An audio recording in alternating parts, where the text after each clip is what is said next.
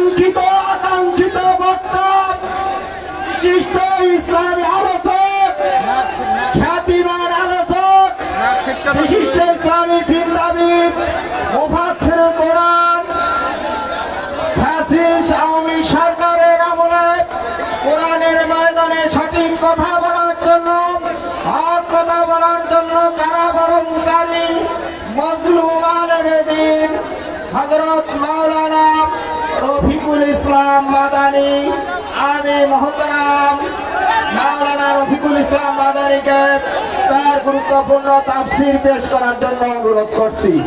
সকলে শান্তভাবে একটু বসুন। আল্লাহর হস্তে এই পবিত্র কোরআনের মাজলিসে সবাই বসে পড়ুন। আসসালামু আলাইকুম ওয়া রাহমাতুল্লাহি ওয়া বারাকাতুহু। আমি আলোচনা শুরু করবার আগে দুঃখ প্রকাশ করে নিচ্ছি, পাশাপাশি একটা নিউজ আপনাদেরকে দিচ্ছি।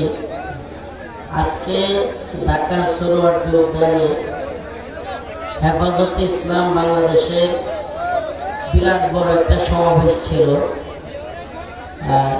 আসলে আমার সেই সমাবেশে আমি ছিলাম দিনের বেলায়।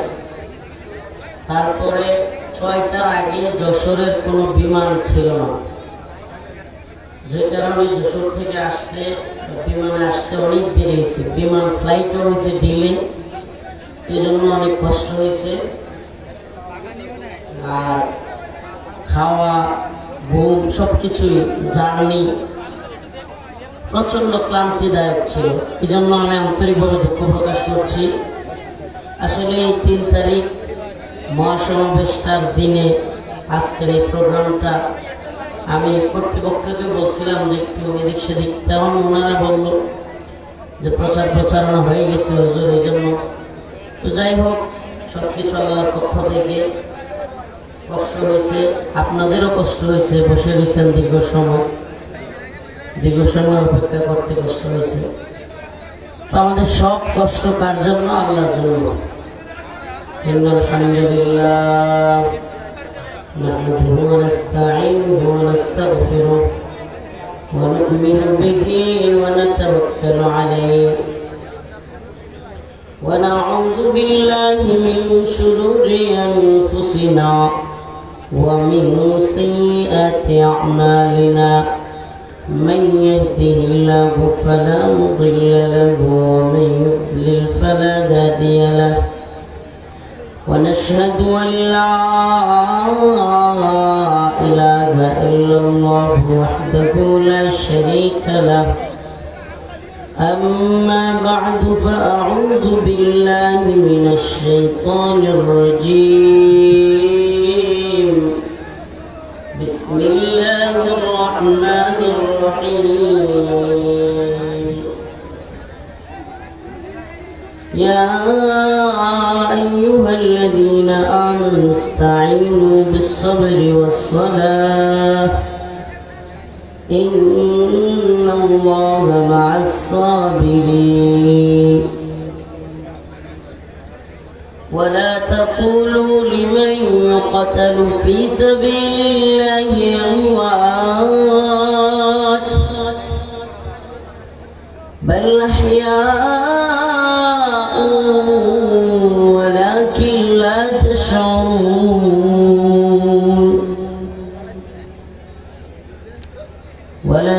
ولنبلونكم بشيء من الخوف والجوع ونقص من الأموال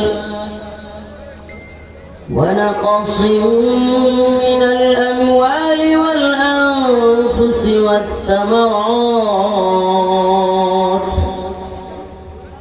وبشر الصابرين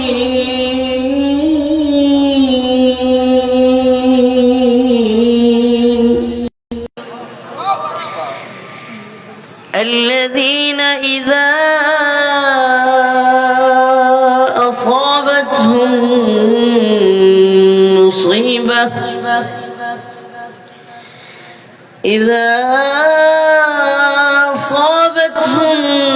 مصيبة قالوا قالوا إنا لله وإنا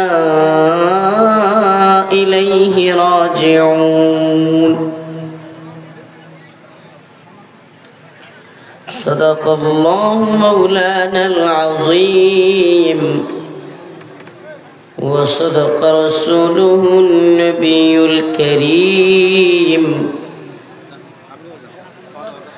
ونحن على ذلك من الشاهدين والشاكرين والحمد لله رب العالمين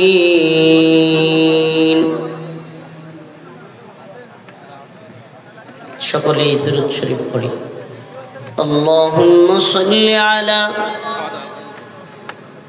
محمد وعلى آل محمد كما صليت على إبراهيم وعلى آل إبراهيم إنك حميد مجيد درود পড়তেছেন না درود পড়লে কি গুনাহ হবে না রাগ করছেন হুজুর আমার কথায় 10টায় আইছেন 12:30টায় রাগ করবো না মানে এত রাগ করলে চলবো জাতির বিষয়গুলো কি দেখতে হইব না কথা বল না উম্মতের বিষয় দেখতে হইব না খালি মাহফিল দেখলে হইব নারী নীতিমালা নারী সংস্কার নারীর অধিকারের নামে আমাদের দেশে পশ্চিমার এজেন্ডা চালু করতে চাচ্ছে আন্দোলন করতে হবে না রুখে দাঁড়াইতে হবে না এদেশে নারী পুরুষের সমান অধিকার দিবে এদেশে আমাদের মা বোনদেরকে পতিতালয়ের লাইসেন্স দিয়া যৌন কর্মী হিসেবে লাইসেন্স দিবে যৌন দাসী বানাবে নাউজুবিল্লাহ রাষ্ট্রীয়ভাবে আইন পাশ করে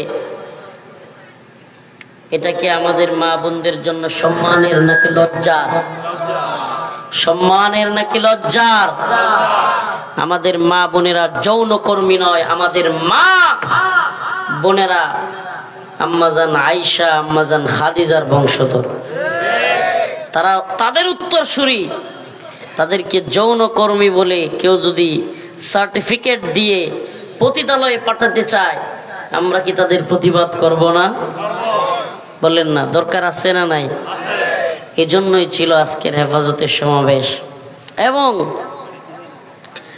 এই যে আলেম ওলামাদের নামে মিথ্যা মামলা এত এত মামলা হইল চিন্তা করছেন এত আন্দোলন করলাম জেল খাটলাম রিমান্ডে গেলাম নির্যাতনের শিকার হইলাম বর্তমানের যে সরকার প্রধান উপদেষ্টা আমগোর সাথে হাজিরা দিত ডক্টর মোহাম্মদ ইউনূস সাহেব আমরাও আদালতে হাজিরা দিতাম উনিও কি করত হাসিনার মামলায় হাজিরা দিত তো এখন উনি প্রধান উপদেষ্টা হয়ে গেছে এখন আমরা এখনো হাজিরা দেওয়া লাগে আমগর মামলা শেষ হয় না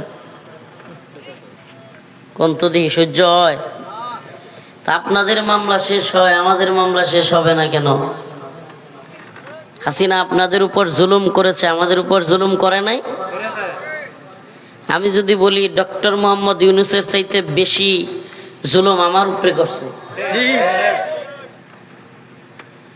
তাইলে আমাদের মামলাগুলো আপনি কেন এখনো বাতিল করেন না এখনো এই মামলাগুলো কেন রয়ে গেছে এখনো আমাদের মামলাগুলো আপনি তো ভালো কিছু শুরু করছেন আপনি একটু পর পর আমি এখানে রাখছি আবার নিতেছে আবার দিতেছে আস্তে আস্তে ঠিক আছে একবার আপনি নারী সংস্কারের কথা বলেন আমাদের মা বোনদেরকে পতিতালয়ে পাঠানোর প্ল্যান করেন আবার আলেম ওলামাদের মামলাও বাতিল করবেন না মগের মূল্য পাইছেন আমাদের কথা মনে হয় বুঝেন নাই হাসিনা দিল্লির গোলামি করতে গিয়া এমন এক ফ্লাইং কিক খাইছে যে দাদাদের দেশে গিয়া পড়ছে বাংলাদেশের জনগণ দিল্লির গোলামি মানে নাই এখন আপনারও যদি শখ জাগে যে আপনি আমেরিকার সেবা দাস হবেন হাসিনা ছিল ভারতের সেবা দাসী আর আপনি হবেন আমেরিকার সেবা দাস আমেরিকার এজেন্ডা নারীবাদীদের চিৎকার চেঁচামেচি শুই না বাংলাদেশে নারীদের সমান অধিকার দিবেন, নারী পুরুষ সমান অধিকারের স্লোগান তুলবেন। নারীদের সম্মান ইসলাম জানে, নারীদের সম্মান ইসলামই দিয়েছে, ঠিক কি ঠিক না? নারীদের সম্মান ইসলাম দিয়েছে কি দেয় নাই? আল্লাহ রসুল যখন এই পৃথিবীতে আসলেন, মক্কায় আয়েশা দেখলেন মহিলাদেরকে কন্যা সন্তান হইলে জীবন্ত পুঁতে রাখে। নাউজুবিল্লাহ, শুনেন নাই আপনারা কখনো? তাহিয়াতুল কলবির ঘটনা শুনেন নাই? একজন না, আরো অনেক ঘটনা আছে। আল্লাহ নবী আয়েশা আগমন করলেন, বললেন কওলু লা ইলাহা ইল্লাল্লাহ তুফলিহুন, তোমরা বলো লা ইলাহা ইল্লাল্লাহ, আল্লাহ এক, অদ্বিতীয় কেউ নেই, এবং কন্যা সন্তানকে কোনোভাবেই তোমরা পুঁতে রাখবা না। সুবহানাল্লাহ। বলেন আল্লাহর রসুল নারীদেরকে সম্মানিত করেছেন না করেন নাই? আল্লাহ রসুল হাদিসে বলেছেন আল জান্নাতু তাহতা আকদামিল উম্মাহাত, মায়ের পায়ের নিচে সন্তানের বেহেশত। সুবহানাল্লাহ বলবেন না? মায়ের পায়ের নিচে সন্তানের বেহেশত। ইসলাম নারীকে সম্মান দিয়েছে, মর্যাদা দিয়েছে, মায়ের আসনে অধিষ্ঠিত করেছে। আর আপনি আমাদের মা বোনদেরকে পতিতালয়ে যৌনকর্মী হিসেবে পাঠিয়ে, এটার নাম সম্মান নাকি লজ্জা? এই কথা বুঝে থাকলে বলেন। আমাদের মা বোনদেরকে পতিতালয়ে পাঠিয়ে রাষ্ট্রের পক্ষ থেকে যৌনকর্মী হিসেবে সার্টিফিকেট দেওয়া, এটা কি আমাদের মা বোনদের জন্য সম্মান নাকি লজ্জা? আমরা কি আমাদের মা বোনদেরকে পতিতালয়ের লাইসেন্সের দিকে পাঠাইতে পারি? পারি? তো হাসিনা থাকলে বিরোধিতা করব, আর ডক্টর ইউনূস সাহেবের সরকার ইসলাম বিরোধী কাজকর্ম করলে চুপ থাকবো, এই নীতি অবলম্বন করা যাবে? মুমিনের নীতি এক।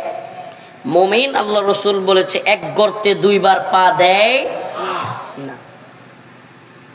আমরা ভারতের গোলামি করে আলেম উলামাদেরকে জেলখানায় নেওয়া, রিমান্ডে নেওয়া, নির্যাতন করা দেখেছি। মোদির বিরুদ্ধে আন্দোলন করবার কারণে বাংলাদেশে মুসলমানদের উপর নির্যাতন নিপীড়নের স্টিম রোলার দেখেছি। আলেম উলামাদেরকে রিমান্ডের নামে ভয়াবহ নির্যাতন করা হয়েছে, খোদ আমি নিজেও ভুক্তভোগী আমাদের উপর। তো মোদিকে খুশি করতে গিয়া, দাদারে খুশি করতে গিয়া দিদি এতদিন জ্বালাইছে, এখন যদি ওয়াশিংটনকে, আমেরিকাকে খুশি করতে গিয়া আপনিও জ্বালান, তাইলে পরিণতি কিন্তু ভালো হবে না।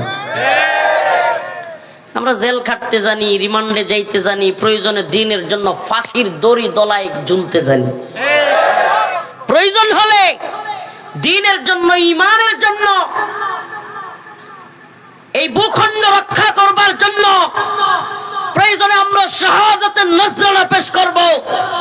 কিন্তু বাংলাদেশে দিল্লির গোলামি যেমনি ভাবে চলে নাই, হাসিনা যেমনি ভাবে ইসলাম বিদ্বেষ লালন করে টিকতে পারে নাই, ডক্টর মোহাম্মদ ইউনূস সাহেবের সরকারকে বলি, আমেরিকার গোলামি করে নারী সংস্কারের নামে পতিতালয়ের লাইসেন্স দেওয়া হলে এবং আমাদের নারীদেরকে যৌনকর্মীর সার্টিফিকেট দেওয়া হলে এবং মানবিক করিডোরের নামে মায়ানমারের রাখাইন রাজ্যের সাথে বাংলাদেশের আরাকান আর্মির সম্পর্ক তৈরি করে আমেরিকার এজেন্ডা বাস্তবায়ন করে এই অঞ্চলে আমেরিকার সেনা ঘাঁটি তৈরি করবার নীলনকশা তৈরি করলে, ইতিহাস বলে হাসিনা যেমনি ভাবে লাঠি, আপনারাও এদেশ থেকে বিতাড়িত হওয়ার জন্য তৈরি হয়ে যান।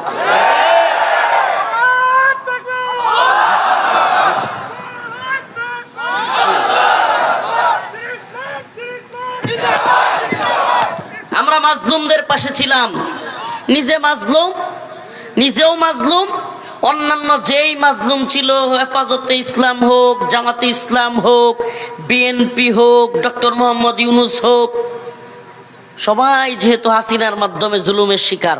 কথা সত্য না মিথ্যা? হাসিনার আমলে বিএনপি বলেন, জামাত বলেন, হেফাজত বলেন, ডক্টর মোহাম্মদ ইউনূস বলেন, ছাত্ররা বলেন, সবাই জুলুমের শিকার হয়েছি।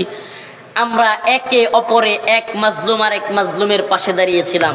কিন্তু মাজলুম যদি, গতকালকের মাজলুম যদি আজকে জালেমের ভূমিকায় অবতীর্ণ হয়, আমরা কিন্তু আপনাদের কেউ ইসলামের বিরুদ্ধে জুলুম করবার হিম্মত কিংবা কোনো দুঃসাহস দেখালে আমরা সেটাও থামিয়ে দিব। কথা কি বুঝতেছেন? কষ্ট পাচ্ছেন? একটু বোঝার চেষ্টা করবেন। ইসলামের ক্ষেত্রে, ইমানের ক্ষেত্রে, দ্বীনের ক্ষেত্রে কোনো আপোষ নাই। ইমানের প্রশ্নে কি নাই? কোনো আপোষ নাই। দ্বীনের প্রশ্নে কি নাই? কোনো আপোষ নাই। আল্লাহ এবং তার রাসূলের প্রশ্নে কোনো। এখন আমেরিকা বলবে বাক স্বাধীনতা। বাক স্বাধীনতা কি? যে কেউ যে যা মন চায় বলতে পারবে, এটা নাকি বাক স্বাধীনতা। নাউজুবিল্লাহ। আল্লাহকে নিয়ে, রসুলকে নিয়ে কটূক্তি করলেও আমেরিকার ভাষায় এটা হলো বাক স্বাধীনতা, তাকে বাধা দেওয়া যাবে না। বুঝলাম না, নাউজুবিল্লাহ বলবেন না। আমার লগে না হয় রাগ করেন, আল্লাহ এবং তার রাসূলের লগে রাগ করবেন নাকি? দেরি কইরা বৈশা রইছেন বলে, আরে কার জন্য বৈশা রইছেন? আল্লাহর জন্য, দ্বীনের জন্য। আর যদি ব্যক্তি রফিকুল ইসলাম মাদানির জন্য হয়, লাভ নাই। আল্লাহর জন্য, দ্বীনের জন্য যদি হয়, যে কোরআনের কথা শুনবো, দ্বীনের পক্ষে কথা শুনবো, এই জন্য যদি হয়, তাইলে লাভ আছে। তাইলে প্রতিটা মুহূর্তে সওয়াব কামাইছেন। বাহিরে গিয়া হয়তো গুনাহ করতেন, বাহিরে গিয়া হয়তো কেউ আল্লাহ না করুক বাজে অভ্যাস থাকলে বাজে কাজ করতেন। তো এখানে ছিলেন, রহমতের পরিবেশে ছিলেন, কোরআনের মজমায় ছিলেন। এই সময়টা আপনার আল্লাহর খাতার মধ্যে উঠে গেছে। এই সবর, এই যে কষ্ট করেছেন, সবর ধরেছেন, হুজুর কখন আসবে, যদি এটা আল্লাহর জন্য হয়, দ্বীনের জন্য হয়, ব্যক্তি রফিকুল ইসলাম মাদানির জন্য না হয়, তাইলে এটার সওয়াব আল্লাহর খাতায় উঠে গেছে। আপনার আমল নামায় অনেক বড় নেকি। প্রিয় ভাইরা আমার, বন্ধুগণ আমার, তো আল্লাহ রাসূল সাল্লাল্লাহু আলাইহি ওয়াসাল্লামকে গালি দেওয়া, এটা কি স্বাধীনতা? বাক স্বাধীনতা? আপনার জবান আছে বলেই কি আপনি যাতা বলতে পারবেন? আপনার মুখ আছে বলেই কি আপনি যাতা বলতে পারবেন? আপনার কলম আছে বলেই কি আপনি যাতা লিখতে পারবেন? এটার নাম বাক স্বাধীনতা নয়। এরপরেও বাংলাদেশে বাক স্বাধীনতার নামে আল্লাহ এবং তার রাসূলের বিরুদ্ধে অবমাননাকর বক্তব্য দেওয়াকে বাক স্বাধীনতা বলে চালানোর এক নীল নকশা চলছে। কয়টা বলবো বাবা? এই উম্মাকে কে সজাগ করবে? আমরা যদি দায়ীর পরিচয় দেই, নেত্রকোনা থেকে সাতক্ষীরার শ্যামনগর চলে এসেছি, দায়ীর পরিচয় যদি দিতে যাই যে এই দ্বীনের দায়ী, আমরা দ্বীন ফেরি করে বেড়াই, মানুষের দ্বারে দ্বারে দ্বীনকে নিয়ে যায়, তাহলে অবশ্যই আমাদেরকেই এই উম্মতকে সজাগ করতে হবে। এই উম্মতকে সজাগ করতে হবে। বলেন, আল্লাহর রাসূলকে গালি দেওয়া, আল্লাহ এবং তার রাসূলকে নিয়ে বিভিন্ন কুৎসা রটনা করা, এগুলো কি বাক স্বাধীনতা? আপনারা শুনলে অবাক হবেন। অনেকেই হয়তো জানেন, অনেকে এগুলোর খবরই রাখেন না। নাউজুবিল্লাহ। রাখাল রাহা নামের এক কুলাঙ্গার বাংলাদেশের পাঠ্যপুস্তক সংশোধনীতে আছে। সে সাধারণ কোনো লোক না।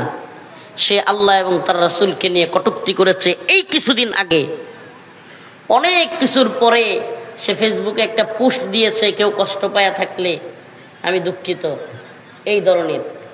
কিন্তু আমার জানতে মনে চায়, আল্লাহ এবং তার রাসূলকে নিয়ে কটূক্তি করার শাস্তি কোরআন হাদিসে আছে না নাই? বলেন, আছে না নাই? আল্লাহর রাসূল বলেছেন, মান সাব্বা নাবিয়ান, যে আমার রাসূলকে গালি দিবে, আল্লাহর রাসূলের হাদিসের মধ্যে এসেছে তার শাস্তি হলো ওয়াজিবুল কতল, মৃত্যুদণ্ড। অতএব যদি কেউ পশ্চিমা এজেন্ডা বাস্তবায়ন করে, বাংলাদেশে বাক স্বাধীনতার নামে রাসূলকে কটূক্তি করাকে প্রমোট করতে চায়, আমরা বলি আল্লাহর নবীকে কটূক্তি করা যদি হয় তোর বাক স্বাধীনতা, তোর কল্লা ফেলে দেওয়া হলো আমাদের হাত। রাজি আছেন তো ইনশাআল্লাহ? তোদের বাক স্বাধীনতা যদি বলে আল্লাহ নবীকে কটূক্তি করা, তোর ওই জিহ্বা কেটে ফেলা আমাদের দায়িত্ব। প্রিয় ভাইরা আমার, বন্ধুগণ আমার, এই ব্যাপারে সুনির্দিষ্ট বক্তব্য প্রত্যেকটা মুমিনের উপর ওয়াজিব। এ ব্যাপারে সুস্পষ্ট কথা, সুস্পষ্ট আল্লাহ নবীর সাতেমদের বিরুদ্ধে কথা বলা, তার দিকে হাত তোলা, এটা আল্লাহ রসুলের পক্ষ থেকে প্রত্যেকটা মুমিনের উপর ওয়াজিব। রাসূলের অপমানে যদি না কাঁদে তোমার মন, মুসলিম নয় মুনাফিক, তুমি রাসূলের দুশমন। রাসূলের অপমানে যদি না কাঁদে তোমার মন, মুসলিম নয় মুনাফিক, তুই রাসূলের দুশমন। আপনার আমার ভাইরে মারলে অন্তরে ব্যথা লাগে কি লাগে না? বলেন, লাগে কি লাগে না? ফিলিস্তিনে মুসলমানদেরকে মারছে, তবুও আমাদের অন্তরে আঘাত লাগছে কি লাগে নাই? তাইলে আল্লাহর রাসূল কি সাধারণ মানুষের চাইতে কম না বেশি? কম না বেশি? এই পিছনে কয় না কম না বেশি?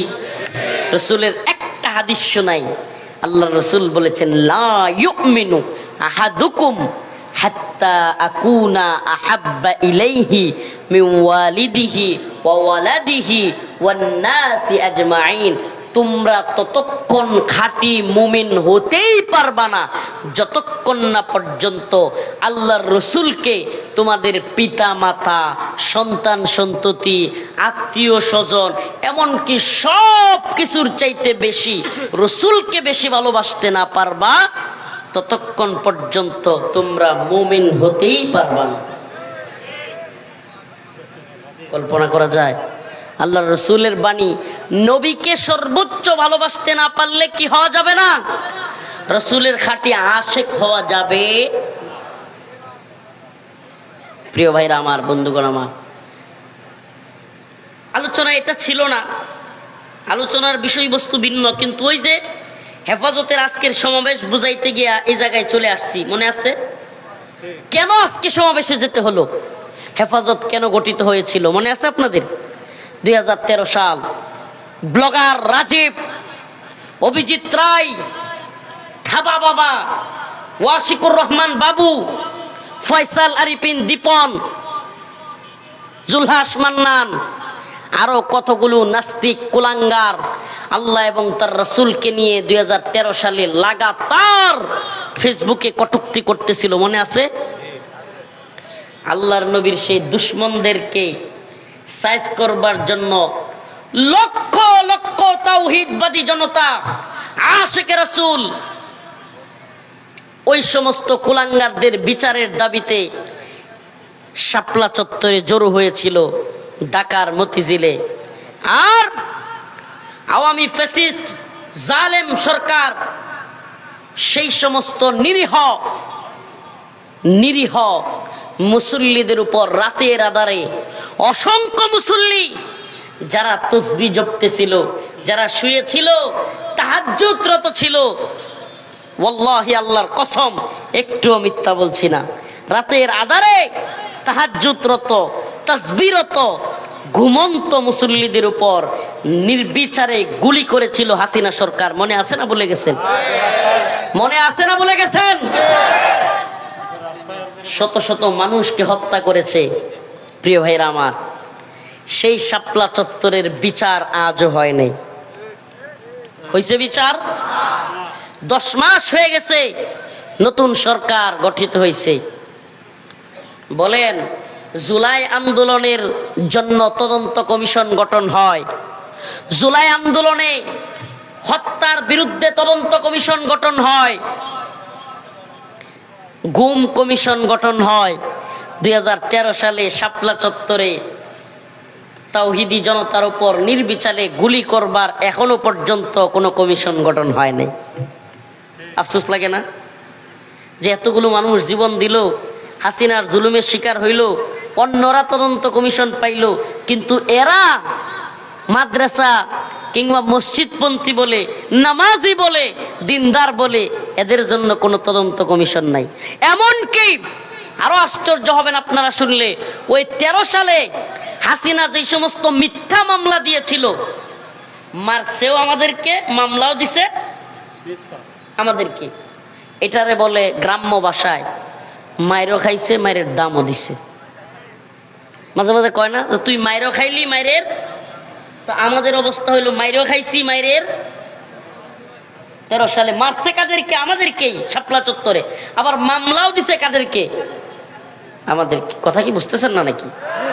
ওই 13 সালের হেফাজতের মামলা হাসিনার, এখনো পর্যন্ত এই সরকার মামলাগুলো বাতিল করতেছে না। কি বলবেন? কারে খুশি করে? কারে খুশি করে? আমরা তো ভুলা জাতি, আজব জাতি আমরা, আল্লাহ মাফ করুক, মানে কষ্ট নিয়েন না। বাস্তবেই আমরা এত ভুলা জাতি, সব ভুলে যাই। সাইফুল ইসলাম আলিফ নামে আমাদের একটা ভাই ছিল চট্টগ্রামে, তাকে শহীদ করা হয়েছে। মনে আছে না ভুলে গেছেন? মনে আছে না ভুলে গেছেন? কার কারণে এই ভাইটা শহীদ হইতে হয়েছে? ইসকন নেতা চিন্ময় দাস। কার কারণে? আজকে রাষ্ট্র চিন্ময় দাসের জামিন দেয়, যে চিন্ময় দাসের অর্ডারে ভারত বাংলাদেশে আক্রমণ করবার চক্রান্ত করতেছিল, যে চিন্ময় দাস রাষ্ট্রদ্রোহী বক্তব্য দিয়েছিল, ভারতকে বাংলাদেশে টেনে আনছিল, যে চিন্ময় দাসের অর্ডারে চট্টগ্রামের আদালত চত্বরে মুসলমানদের পিপি উকিল সাইফুল ইসলাম আলিফ ভাইকে কুপিয়ে জবাই করে নির্মমভাবে হত্যা, শহীদ করা হয়েছে। আজকে সেই চিন্ময় দাস নতুন সরকারের আমলে জামিন পায়, রাষ্ট্রদ্রোহী জামিন পায়, মুসলিমদের হত্যাকারী জামিন পায় আদালত চত্বরে। আমি জানি না আপনাদেরকে বুঝাইতে পারতেছি কিনা, না আপনারাও বুঝতেছেন। আদালত চত্বরে দিনে দুপুরে আমার ভাই সাইফুল ইসলাম আলিফকে জবাই করা হয়েছে, আর যার অর্ডারে, যার কারণে শহীদ হয়েছে সেই চিন্ময় দাস, সে আজকে জামিন পায়। অথচ 13 সালে আল্লাহর নবীকে কটূক্তিকারী শাতিমে রাসূলদের বিরুদ্ধে কথা বলার কারণে, ফেসবুকে লেখালেখির কারণে আমাদের ভাই ফারাবি, আমাদের ভাই আরাফাত, আমাদের ভাই সাইমুম, আমাদের ভাই আব্দুস সবুর মিথ্যা মামলা খেয়ে 2টা 3টা করে ফাঁসির দণ্ড গলায় লেগে এখনো পর্যন্ত কারাগারে 8-10 বছর 12 বছর যাব। কি বলবেন? কি বলবেন? আমার কথা কি বাবা বুঝতেছেন? চিন্ময় দাস জামিন পায়। আমরা কি এই জন্য জেল খেটেছিলাম? এই জন্য হাসিনার বিরুদ্ধে আন্দোলন করেছিলাম? যেমন এক বাংলাদেশ দেখব যেখানে হিন্দুত্ববাদী দাদাদের চাপে চিন্ময় দাসকে জামিন দেওয়া হবে, কিন্তু আশিকে রাসূলরা জেলখানায় পচে পচে মরবে। নাউজুবিল্লাহ বলবেন না? এই জন্য ছিল আজকের হেফাজতের সমাবেশ। আজকের হেফাজতের সমাবেশ ছিল কেন শাপলা চত্বরের গণহত্যার বিচার এখনো করা হচ্ছে না? শেখ হাসিনারে একবার না, যদি 100 বারও ফাঁসি দেয়, আমার মনে হয় এটা কমই হবে। বলে হুজুর 100 বার কেমনে ফাঁসি দিবে? 100 বার ফাঁসি দেওয়া তো সম্ভব না। একটা কাজ করা সম্ভব, এ জাতির হেফাজত কর্মীদের অন্তরে অন্তত একটু প্রশান্তি আসবে যদি শেখ হাসিনাকে ভারত থেকে দইরা আইনা শাপলা চত্বরে ক্রেনের মধ্যে ঝুলাইয়া ফাঁসি দেওয়া হয়। তাইলে হয়তো অন্তরে একটু হইলেও জ্বালাটা মিটবে। আপনি কল্পনা করতে পারেন, রাতের আধারে নির্মম নির্যাতন করে, গুলি করে মানুষদেরকে হত্যা করেছে রাতের আধারে। এদেশের সর্বজন শ্রদ্ধেয় আলেমদেরকে কারাগারে হত্যা করে বের করেছে। ঢাকায় জাতীয় ঈদগাহে জানাজা পর্যন্ত পড়তে দেয় নাই। এমন অসংখ্য ঘটনা। আল্লামা নূর হোসেন কাসিমি রাহিমাহুল্লাহ জানাজাটা ঢাকার কেন্দ্রীয় ঈদগাহে পড়তে দেয় নাই। আল্লামা সাইদি রাহিমাহুল্লাহ কারাগারে হত্যা করে তারপরে ঢাকায় জানাজাটা পর্যন্ত পড়তে দেয় নাই। হাজার হাজার ওনার ভক্ত আবেদন করেছিল একটু জানাজা পড়বো ঢাকায়। আর সেই স্বৈরাচার হাসিনা চলে গেছে 10 মাস, অথচ এখনো পর্যন্ত আমরা শাপলার গণহত্যার বিচারের কমিশনই গঠন হইতে দেখলাম না। এখনো পর্যন্ত হেফাজতের আলেমদের নামে মামলাগুলো প্রত্যাহার হতে দেখলাম না। এখনো পর্যন্ত শাপলার খুনি, শাপলা যেই কারণে গঠিত হয়েছিল সেই নাস্তিক শাতেমদের বিরুদ্ধে কোনো কিছু দেখলাম না। উল্টো আমার ভাইরা এখনো ঝলে পড়ে আছে।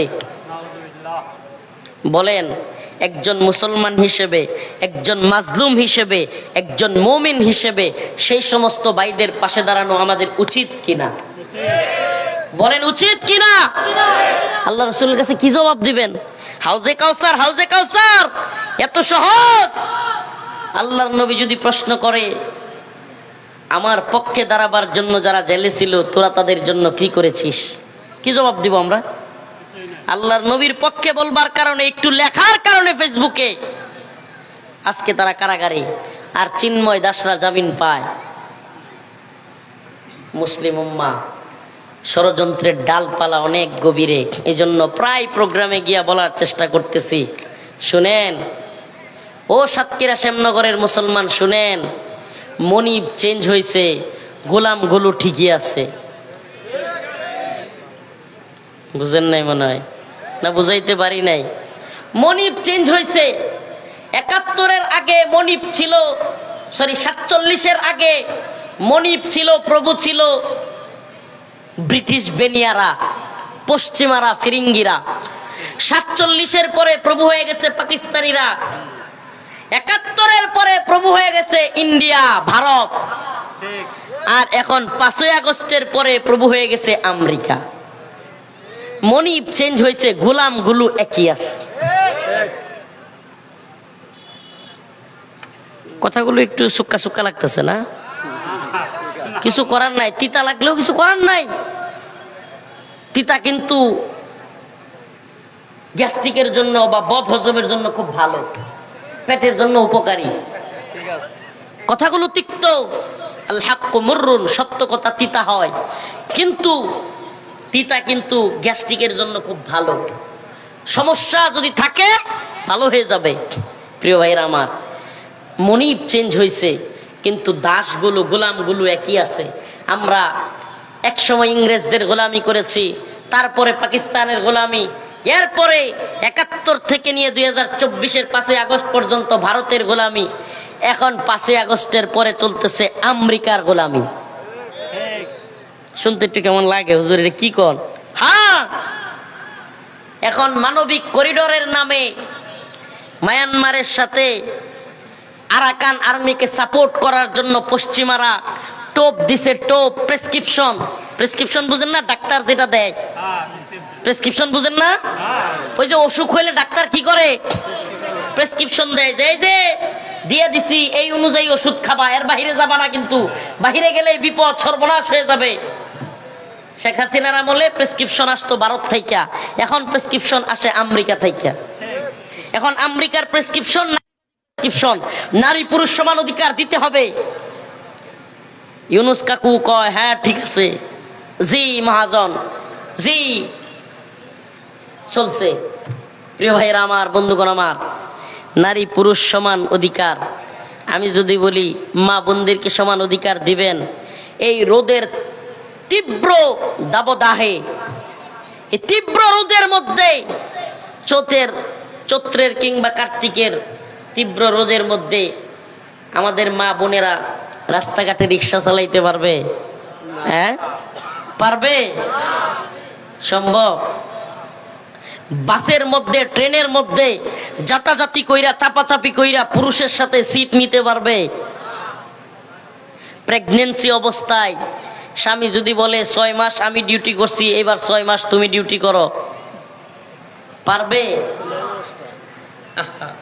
আল্লাহ নারীকে এক উদ্দেশ্যে সৃষ্টি করেছেন, পুরুষকে আরেক উদ্দেশ্যে সৃষ্টি করেছেন। আর আপনি সমান অধিকার, সমান অধিকার বলে চিল্লায়ে আমাদের মা বোনদেরকে সম্মানের নামে আরো লঞ্চিত করার প্ল্যান করেছেন। এই ষড়যন্ত্র আমরা রুখে দিব ইনশাআল্লাহ। রাজি আছেন তো ইনশাআল্লাহ? আলোচনার বিষয়বস্তুর দিকে যাই। আল্লাহ পাক বলেন, ইয়া আইয়ুহাল্লাযীনা আমানুস্তাঈনু বিস-সাবরি ওয়াস-সালাহ ইন্নাল্লাহা মা'আস-সাবিরিন।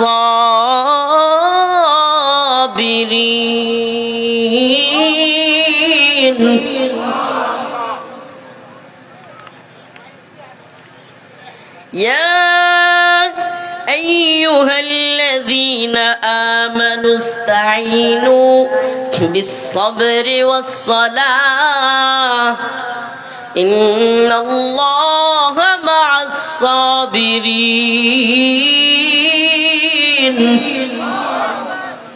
আমি আপনাদের সামনে যে আলোচনার জন্য আজকে বসেছিলাম, এক নাম্বার হলো সবর, দুই নাম্বার হলো নামাজ, তিন নম্বরে যে আলোচনাটা করব শাহাদাতের মর্যাদা, এই বিষয় নিয়ে আলোচনা করার ইচ্ছে। কিন্তু ওই যে দেরি কেন হইলো, সমাবেশে কেন গেলাম, এটা বুঝাইলাম।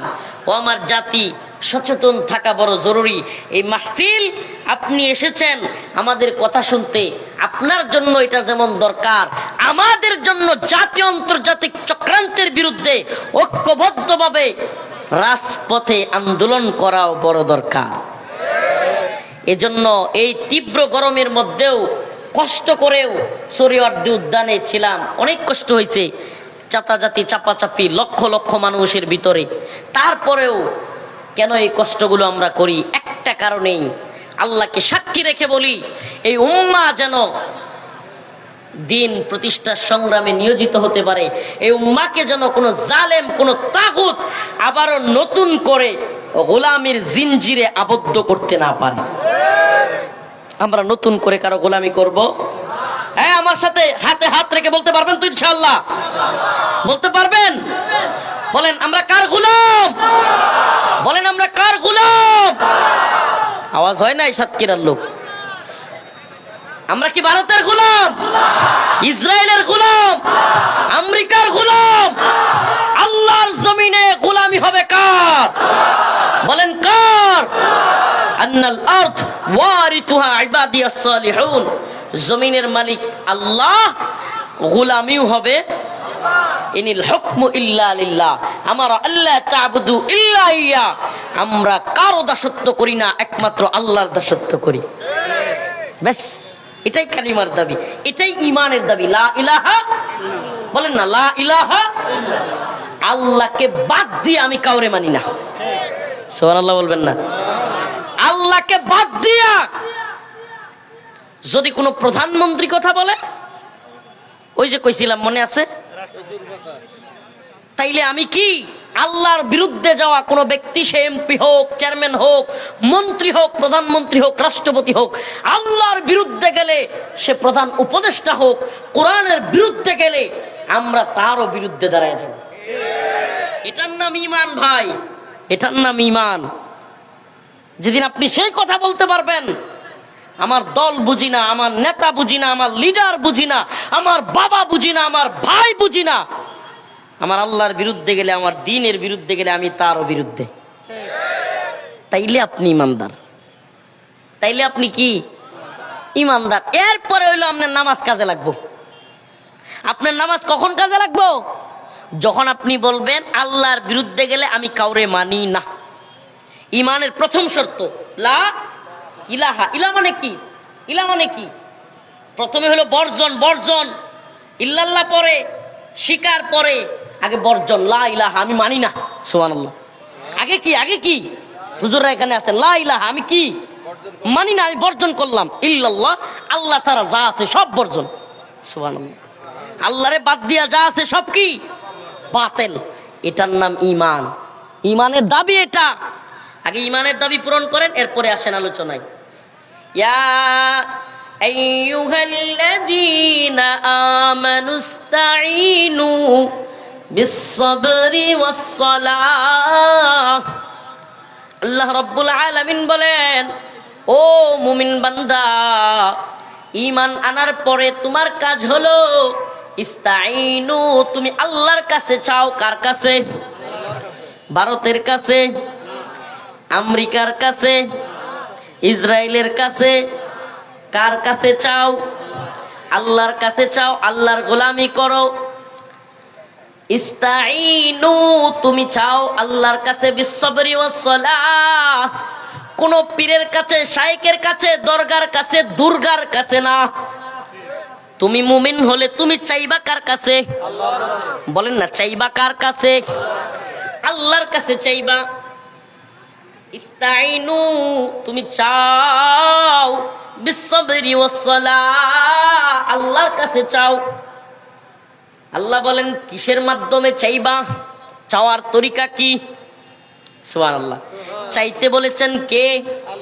আবার কেমনে চাইতে হবে ধরনটাও শিখায় দেন কে?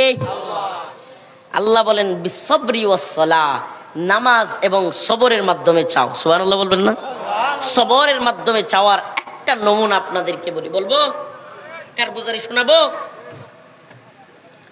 আমার ম্যাজিস্ট্রেট কোর্টে মামলার জামিন হয়েছে, জজ কোর্টে বাতিল। জজ কোর্টে জামিন হয়েছে, হাইকোর্টে বাতিল। হাইকোর্টে মামলার জামিন হয়েছে, সুপ্রিম কোর্টে বাতিল। এইবার আল্লাহর কি কুদরত!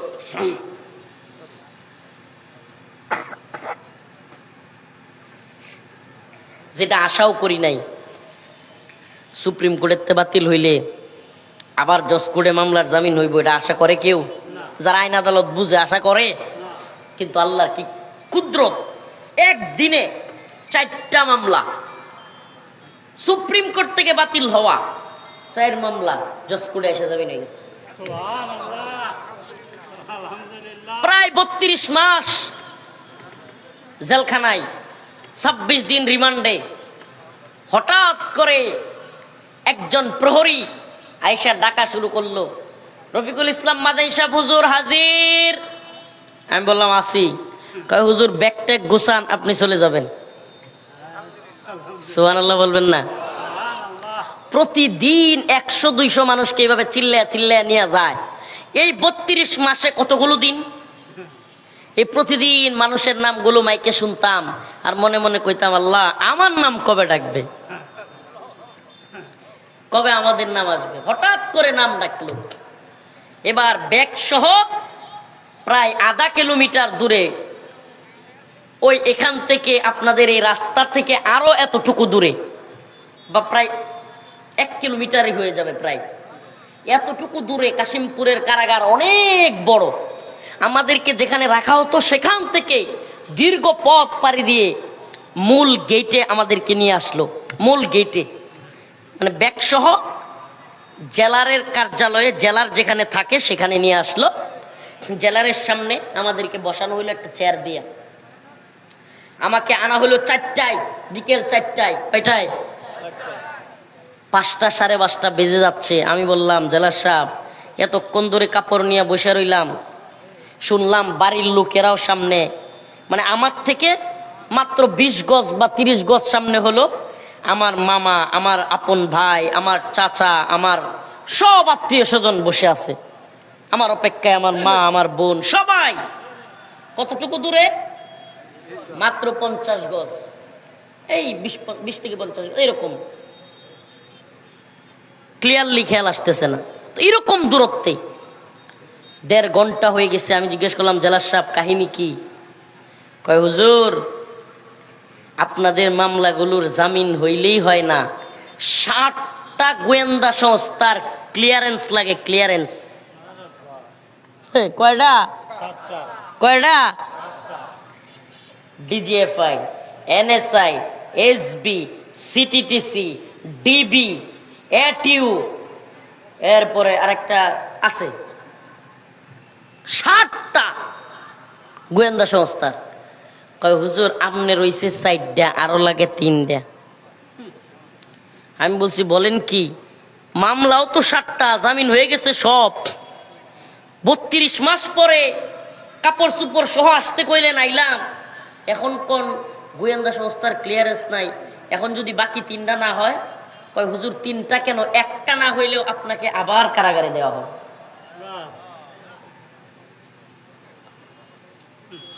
আমি জানি না আমি এটা বয়ান করে এখন আপনাদেরকে বুঝাইতে পারবো কিনা, এটা সম্ভব না। মাথার মধ্যে আসমান ভাঙ্গা পড়া, খালি এটা শুনছেন, কিন্তু এই পরিস্থিতির মধ্যে কখনো পড়েন নাই। আমার চোখ দিয়া পানি ঝরতেছে, কি শুনলাম এটা। আমার খালি কল্পনা হইতেছে, ওই যেদিন হাইকোর্টের মামলার জামিন বাতিল হয়েছিল, আমার আম্মা দীর্ঘ 3 থেকে 4 ঘন্টা বেহুশের মতো ছিল, মাথায় পানি ঢালতে হয়েছে। আমি আমার যে আম্মাকে সুস্থ রেখে আসছিলাম, আমার মা কান্না করতে করতে চোখে ছানি ফেলে দিছে, চশমা ব্যবহার করা লাগে। আল্লাহ না করুক এখন যদি এই মহিলা আবার শুনে যে গেট থেকে আমার আবার দইরা জেলখানায় দিছে, না জানি আমার মাকে হারাইয়া ফেলি। মনটার মধ্যে কষ্ট। মাগরিবের সময় চলে আসলো, বললাম জেলার সাহেব আমার একটু নামাজের জায়গাটা দেখাইয়া দেন। গেটে একেবারে জেলারের রুমের পাশেই ছোট্ট একটা নামাজ খানা আছে, এখানে কারারক্ষীরাও নামাজ পড়ে।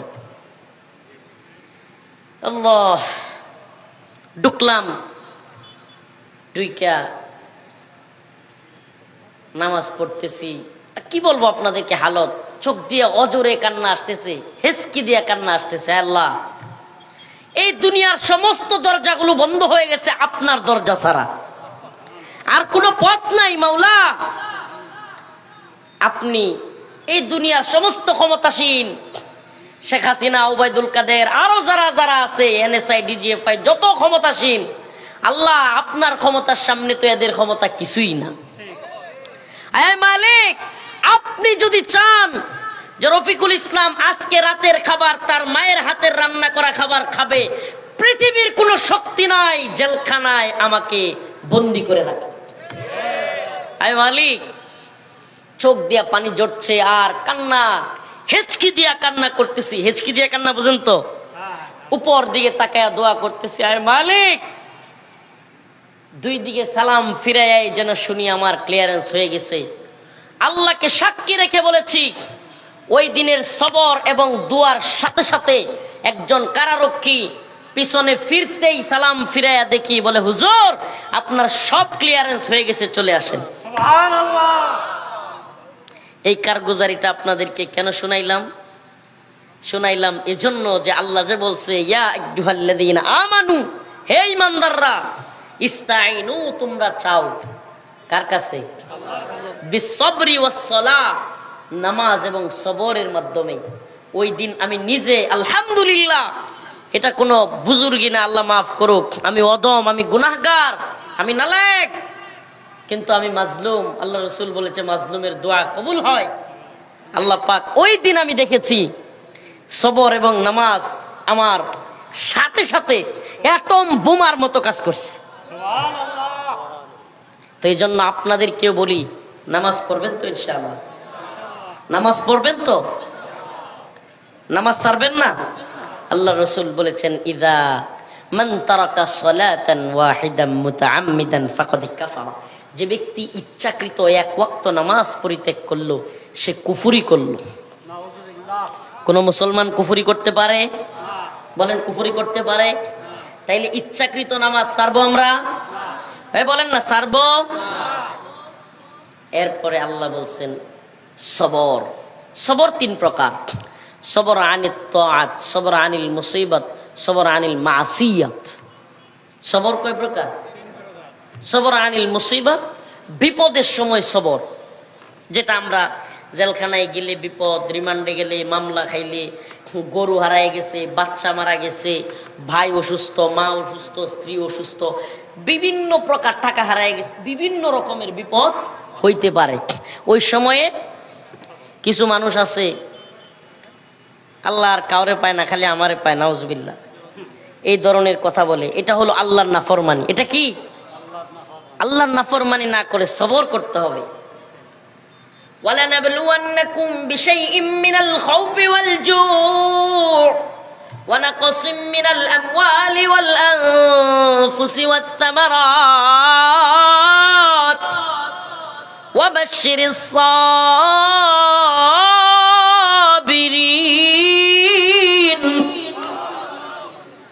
আল্লাহ বলেন, অবশ্যই অবশ্যই ওয়ালা নাবলুওয়ান্নাকুম, লামে তাকিদ নুনে তাকিদ, অবশ্যই অবশ্যই তোমাদেরকে পরীক্ষা করা হবে। কে বলে?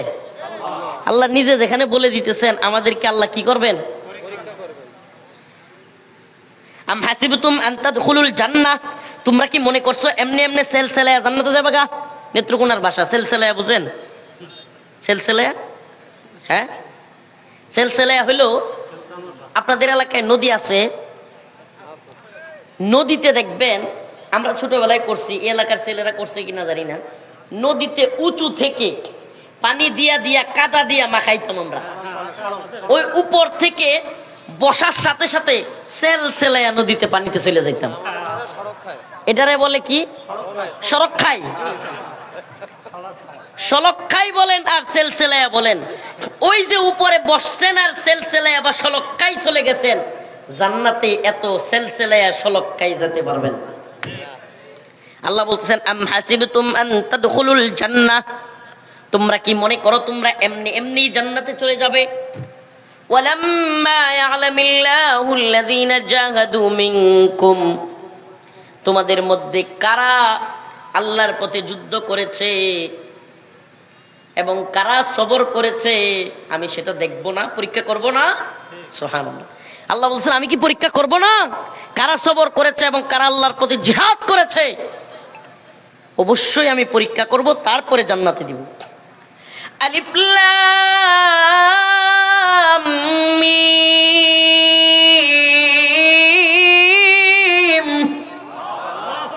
আহাসিবান নাস, আল্লাহ কি বলেন? আল্লাহ রাব্বুল আলামিন বলেন আহাসিবান নাস আইয়ুতরাকু আইয়াকুলু আমান্না আমান্না ওয়া হুম লা ইফতানুন।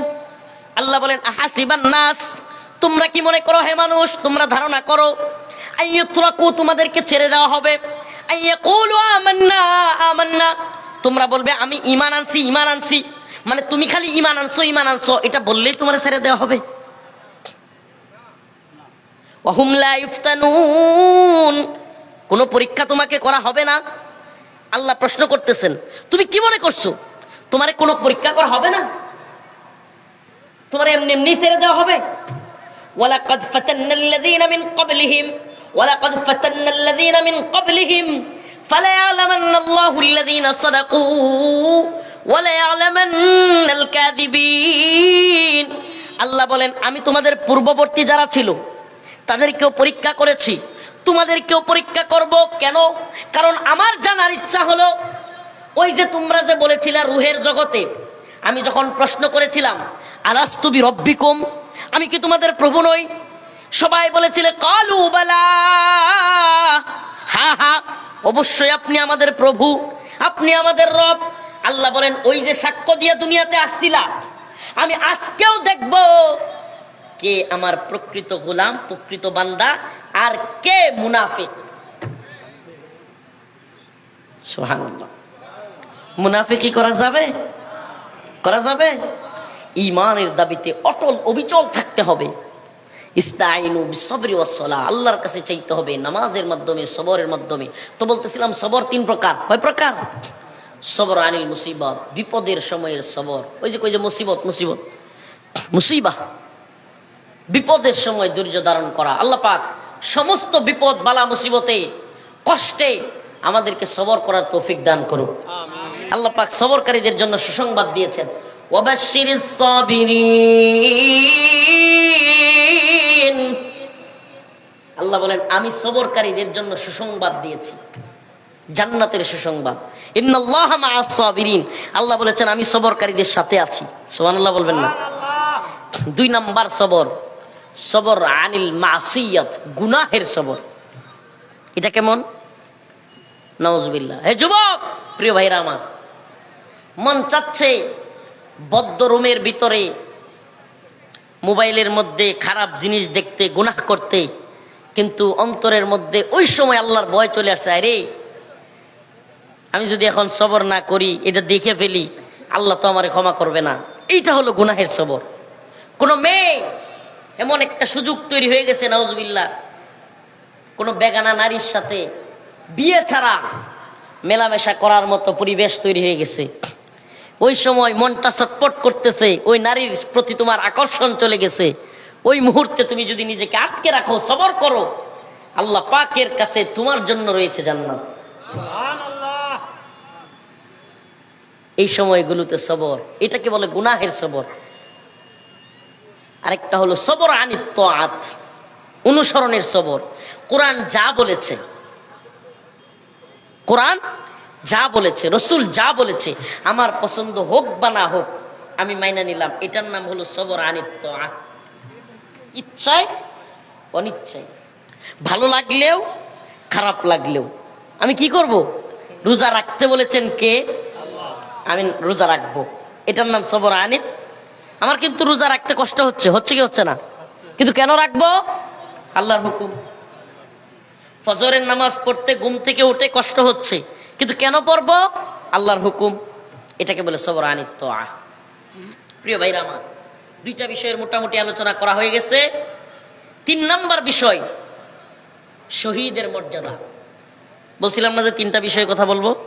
নাম্বার 1 নামাজ, নাম্বার 2 সবর, নাম্বার 3 শাহাদাতের মর্যাদা। আই সুবহানাল্লাহ, সারা রাত যদি শহীদদের মর্যাদা বলি শেষ হবে না। আমি বলতেই বা পারবো কতটুকু। আল্লাহ পাক শহীদের মর্যাদা কতটা রেখেছেন এটা এই আয়াত থেকে একটু শুনেন। আল্লাহ রাব্বুল আলামিন বলেন, ওয়ালা তাকুলু লিমান ইউকতালু ফি সাবিলিল্লাহি আমওয়াত। 1 নাম্বার মর্যাদা হলো, ও দুনিয়ার মানুষ, আমি আল্লাহর পথে যারা জীবন দিয়েছে, তোমরা স্বাভাবিকভাবে অন্য মানুষ দুনিয়া থেকে চলে গেলে যেমন মৃত বলো, আল্লাহর পথে জিহাদ করতে গিয়া যারা জীবন দিয়েছে, ওয়ালা তাকুলু লিমান ইউকতালু ফি সাবিলিল্লাহ আমওয়াত, তোমরা তাদেরকে মৃত বলিও না। সুবহানাল্লাহ, এর চাইতে বড় সম্মানের কি হইতে পারে? আল্লাহ নিজে বলতেছেন, ও দুনিয়াবাসী, আমার জীবন, আমার জন্য যে জীবন দিয়েছে, দ্বীনের জন্য যে জীবন দিয়েছে আল্লাহর রাস্তায়, তোমরা তাকে মৃত বলিও না। কি বলিও না? বাল্লাহিয়া, বরং তারা জীবিত। কে কয়? সুবহানাল্লাহ, আল্লাহ বলতেছে, তোমরা যাদেরকে দেখো মৃত, বরং তারা জীবিত। বাল আহইয়া ওয়ালাকিন লা তাশউরুন।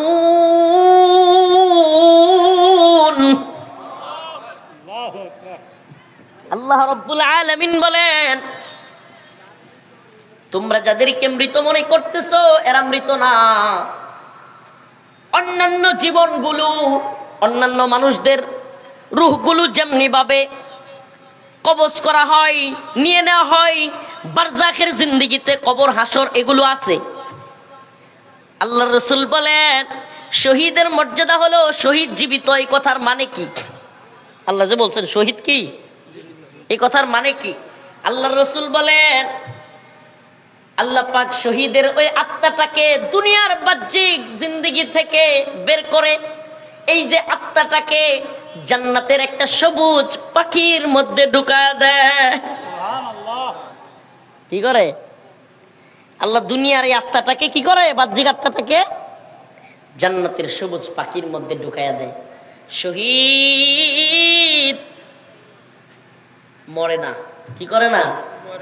শহীদের মিছিলে নাম লিখাতে চলো মুসলিম ভাই, শহীদের মিছিলে নাম লিখাতে চলো মুসলিম ভাই,